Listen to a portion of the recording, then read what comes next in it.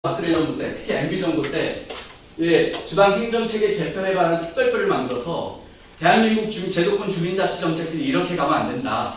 뭔가 혁신이 필요하다고 해서 이 특별위원회가 만들어지면서 이 특별위원회에서 주민자치회가 활성화되기 위해서는 대한민국의 세 가지 모델이 좀 필요합니다. 라고 해서 협력 모델형, 통합 모델형, 주민조직 모델형의 주민자치 제도를 대통령께 제안을 하거든요.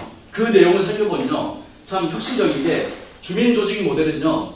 현재 동주민센터를 폐지하고 주민자치회가 운영하는 걸로 설계되어 있습니다. 엄청나게 굉장히 진보적인 거죠. 주민센터 자체를 없애버린 거죠. 주민대표가 주민자치회에서 주민센터를 설계하게끔 설계되어 있었습니다.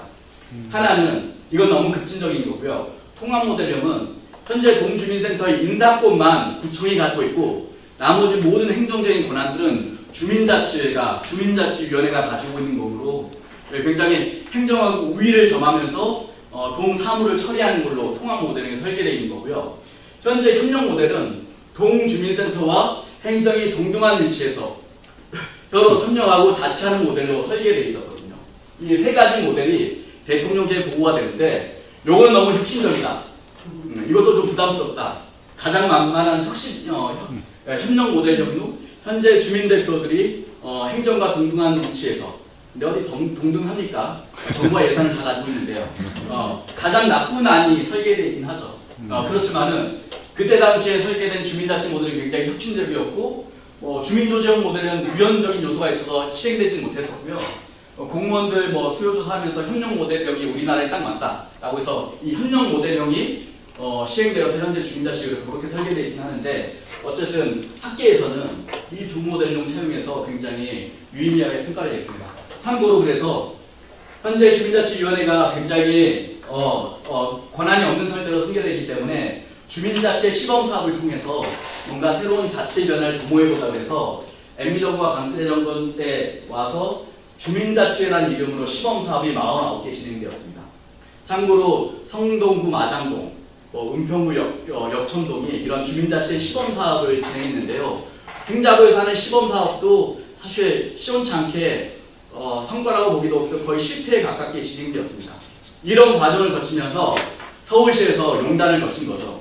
행자부 안 주민자치형 모델도 실패가 많으니 서울에서 424개를 담당하고 있는 서울시에서 서울형 주민자치로 독자적인 주민자치의 모델을 만들어보자 라고 해서 제도가 이렇게 설계되었습니다. 참고로 제가 이제 DJ 정부라든지 또 이명박근혜 정부를 통해서 주민자치가 변화했다라고 말씀드리긴 했는데 더디더라도 역대 정부를 통해서 주민자치 정책들은 조금씩 성장해 왔다. 우리한테는 굉장히 성에 차지 않지만은 그래도 주민들에게 더 많은 정보와 예산과 결정권을 주기 위한 자치의 정책들이 그래도 후퇴되지 않고 조금씩 성장해 왔다라는 것들은 분명히 확인할 수 있을 것 같습니다.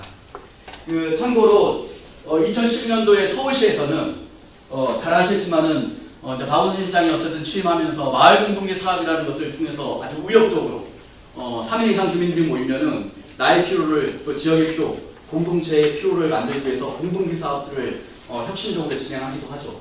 또 주민 참여를 확장하기 위해서 참여 예산들을 진행하고요. 올해 참여 예산이 서울시가 약 32조 정도 서울시 예산에서 한 600억 정도가 참여 예산으로 편성되어 있다 하더라고요.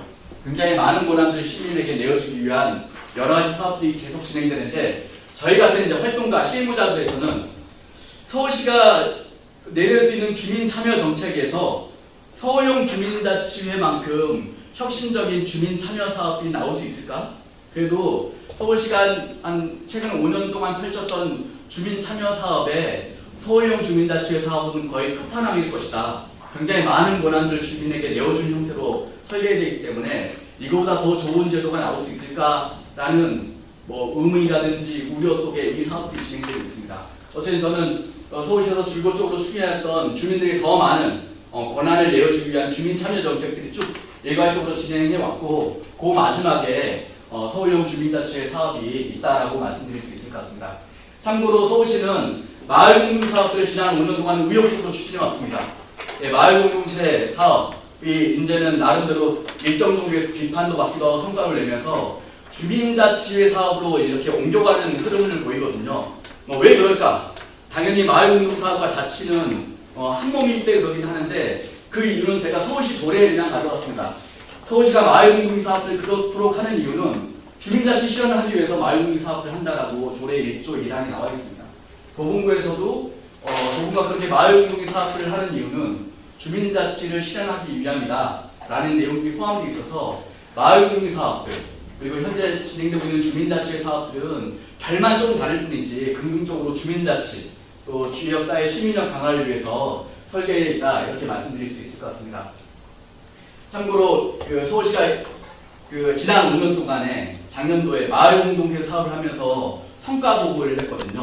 그래서 서울시가 주민 3명만 모이면 3명 이상만 모이면 마을공동체 사업들 지원해주겠다 이렇게 발표한 거 있었는데 지난 5년 동안에 약 23만 명들이 마을공동체 사업들을 직접적으로 수혜하고 참여했다고 평가한 바가 있었거든요. 이렇게 보면 굉장히 많은 수 같긴 하지만은 사실 서울 시민의 1%도 안 됩니다. 채 안 되는 숫자이기도 하거든요. 그래서 서울시가 지난 5년 동안에 마을공동체 사업을 평가하면서 600억 썼다고 발표를 했었거든요. 그래서 직간접적으로 마을공동체 사업을 최소적으로 잡는 게 12만 8천 명이었습니다. 우리가 생각하면 굉장히 많은 숫자가 지역사회에서 등장했구나 이렇게 평가할 수 있는데 사실 서울 시민의 1%도 채 안 되는 사람들이 인재 정도 막 등장을 시작했다. 근데 서울시가 이제 최근에는 마을공동체 사업들을 놔두고 자치 사업들로 이제 변화를 주는 거는 나름대로 12만 8천 명의 사람들, 한 1% 정도의 사람들이 등장이 했는데 자치의 주체로 제도를 쓸 수는 없었다. 근데 그 권한이 부여되지 않았다. 그래서 서울형 주민자치의 사업들을 통해서 실질적인 자치의 권한들을 주민들에게 내어주려고 한다. 이렇게 평가할 수 있을 것 같습니다. 저는 이렇게 지금 저희가 이제 서울시에서 하고 있는 대부분의 사업들은 동단위에서 주민자치센터에서 동주민센터에 진행되고 있는 사업들이거든요. 최근에 5년 동안에 동단위에서 굉장히 좋은 사업, 의미 있는 사업들이 굉장히 많이 진행되고 있다. 참고로 행정에서는 동주민센터를 과거에는 변방이라고 불렀습니다. 그래서 동주민센터는 그냥 민원 행정 업무를 처리하는 기관인지 중요한 업무들은 다 본청에서 진행했었는데 최근에서는 동주민센터가 민간 협력의 창구로서 굉장히 중요하게 인식됩니다. 왜 그러면 주민들을 만나는 직접적인 창구이기 때문에 동단에서 굉장히 많은 혁신적인 의제 사업들이 굉장히 많이 진행되고 있는 추세이다. 이렇게 말씀드릴 수 있을 것 같습니다. 그래서 동에서도 참여예산이라든지 협치, 지속가능이라든지 이런 여러 가지 의제들이 동단에서 주민들을 모집시키고 교육하고 또 실천할 그런 여러 가지 과정들이 굉장히 의미 있게 많이 설계되어 있다. 우리가 알지 못하는 사회에서 굉장히 의미 있는 사업들이 도움이 많이 진행되고 있다. 이런 거 동단에서도 옥션 많이 합니다. 주민들을 모여놓고요.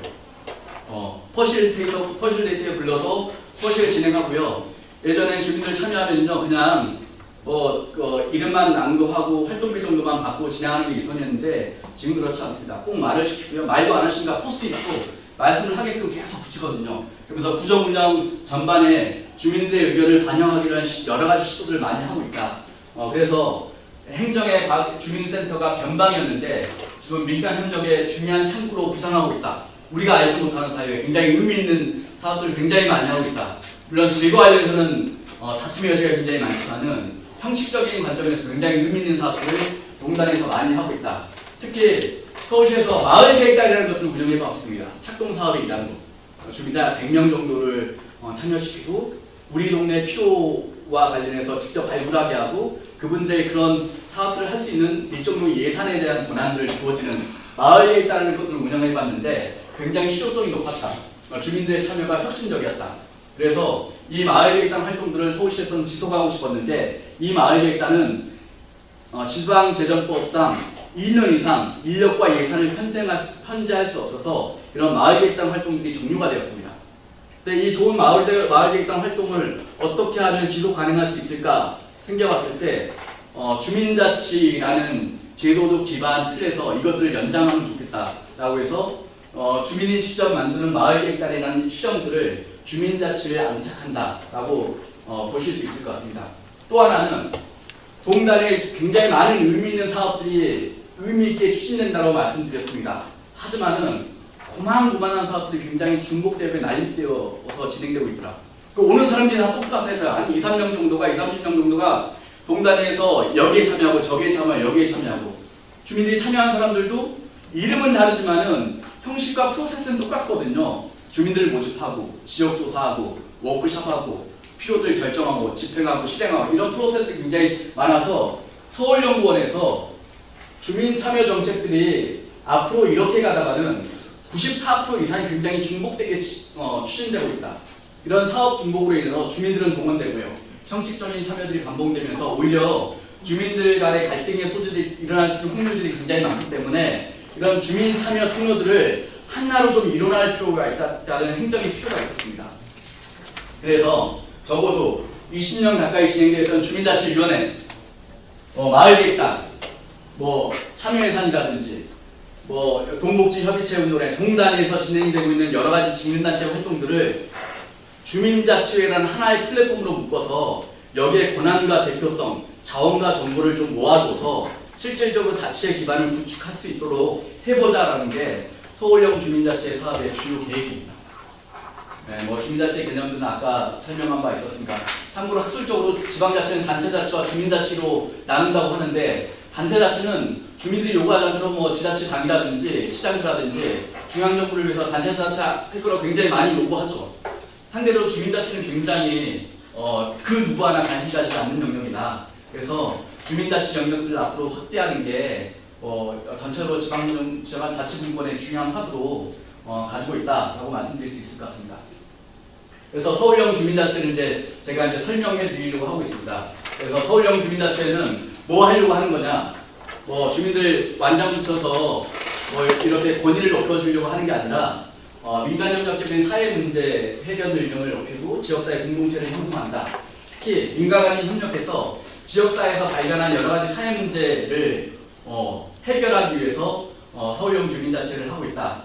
제가 서두에 말씀드렸듯이 관계단절, 고독사, 주차, 쓰레기 문제, 일상생활의 주민의 필요와 요구들을 행정이 해결하는 것보다는 지역에 살고 있는 당사자들이 해결했을 때, 참여했을 때 문제 해결 능력이 훨씬 더 높아질 수 있다라는 것을 전제해서 우리가 마주하는 일상생활의 지역사회 문제를 주민들이 주체가 되어서 직접 실행해보는 경험들을 한다.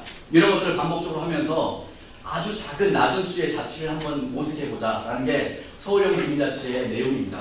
사실 우리가 마주하는 여러 가지 사회 문제를 삼성이나 LG가 해결할 수 있는 게 아니잖아요. 사회적으로 해결해야 되는 거고 그 틀들이 주민자치회다라고 말씀드릴 수 있을 것 같습니다.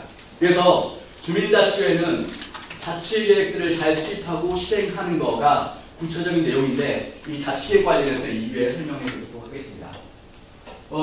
공동참여연 국제협력회의에서 주민참여의 단계를 이렇게 5가지로 나눈다고 얘기하는데 적어도 서울형 주민자치회는 협업과 권한 부여의 단계에 있지 않느냐 이렇게 평가하는데 참고로 공공행정이 뭔가를 했을 때 정보조차도 제공하지 않는 시절이 불과 10년 전이었습니다. 지금 정보 정도는 제공하고 또 협의하는 단계, 개입하는 단계를 넘어서 적어도 서울형 주민자치는 제도 설계는 협업과 주민들의 실질적인 권한 부여의 단계까지 포함되어 있다라고 말씀드리고 싶습니다. 그러면 서울형 주민자치를 어떻게 진행하느냐? 2017년도 서울시 4개 자치구, 제가 속하고 있는 도봉구를 시작으로 해서 1단계, 2단계, 3단계 이렇게 순차적으로 진행하고 있습니다. 왜 순차적으로 진행하느냐? 주민들의 참여 역량이라든지 기반이라든지 행정의 의지가 감지되는 부분들부터 순차적으로 시작한다는 게 내용인 거고요. 참고로 이 순서는 아까 서두에 말씀드렸듯이 마을계획단을 경험해 보는데 주민들에게 마을계획단을 모집하고 일정 정도 주민들이 그 마을계획단 운영 과정을 통해서 좋게 평가하는 동들부터 순차적으로 주민자치회가 앞으로 확대되고 있다. 그리고 현재 13개국 자치구가 현재 진행되고 있습니다. 약 100여 개 주민자치회가 서울 전역에 현재 진행되고 있는 거죠. 그렇게 보면 될 것 같고요. 그래서 아까 주민자치위원회 문제 얘기하면 주민자치위원들이 굉장히 싫어하고 있는데 기존의 주민자치 정책의 한계는 주민의 문제가 아니라 사실 제도의 실패로부터 비롯된 거다. 정책과 제도의 실패이다. 그래서 공공이 해결할 수 있는 사회 문제들을 새로운 차원의 민간 협력이 필요한 거고 주민 참여의 통로를 주민자치회로 일어나고 자치회로 많은 권한들이 부여되는 과정이 있다. 그래서 저희는 주민자치 슬로건을 주민이 주도하는 자치의 생물결, 활동은 주민 스스로, 권한은 더 많은 주민과 함께 이런 걸로 현재 서울형 주민자치를 만들고 있다. 기존의 주민자치위원님들이 굉장히 싫어하긴 하지만은 나름대로 그분들이 만들었던 중요한 성과들도 있었습니다. 그래서 헌신하고 희생하고 또 자치정책들이 20년까지 운영되어 왔던 나름대로 노력과 저력들이 있었던 거고 그런 것들은 일정 정도 성과를 계승하고 새로운 차원에서 주민자치 정책들을 만드는 거다라고 말씀드릴 수 있을 것 같습니다. 그 서울형 주민자치가 왜 이렇게 어렵냐면요. 기존 주민자치위원회는 폐지되는 걸로 간주한다고 조례에 나와 있거든요. 서울형 주민자치회가 만들어지면요. 그리고 핵심적인 내용들은 공개 추천과 사전 6시간 교육을 통해서 주민자치위원들을 선발합니다. 그렇기 때문에 기존에 한 20년 가까이 주민자치위원회에서 활동하셨던 분들이 서울형 주민자치로 전환되면서 이 주민자치에 못 들어올 수 있는 가능성도 있거든요. 그래서 오해를 많이 하시죠. 박원순 시장 들어오면서 우리를 기독권 권리라고 규정하고 우리를 내쫓으려고 하는 서울시 꼼수가 아니냐. 박원순 시장의 대권가도를 만들기 위해서 주민자치위원들을 전조직을 만들려고 하는 거 아니냐. 뭐 이런 공격들을 서울형 주민자치에 초기에 있을 때 굉장히 비판을 많이 했습니다. 그래서 이 제도 설계를 주민자치위원회 위원들에게 설계했을 때 고성이 오갈 정도로 사실 반발이 많았었어요. 참고로 제가 행안부에 서서 서울형 주민자치회를 염두에서 3,500개 읍면동에 모델로 한다고 말씀드렸는데 그걸 2017년도에 주민자치형 공공서비스 일형으로 어쨌든 런칭하려고 했는데 자한당에서 반대를 많이 했거든요. 그 명분이 이 제도는 좌파 백년집계를 만드는 완성사업이기 때문에 절대 동의할 수 없다라고 해서 예산이 다 삭감되었습니다. 올해 이제 주민자치회 공공서비스랑 다른 이름으로 서울형 주민자치회를 3,500개 정도 읍면동에 지금 런칭하고 있거든요. 그 내용인데 이제 어쨌든 그 내용을 구체적으로 설명해 드리면은 현재 작년도 지자체 선거 끝나고 통과된 거죠? 네, 그렇게 된 거죠. 네, 그렇습니다. 네, 네. 그 과거에 주민자치위원회가 이런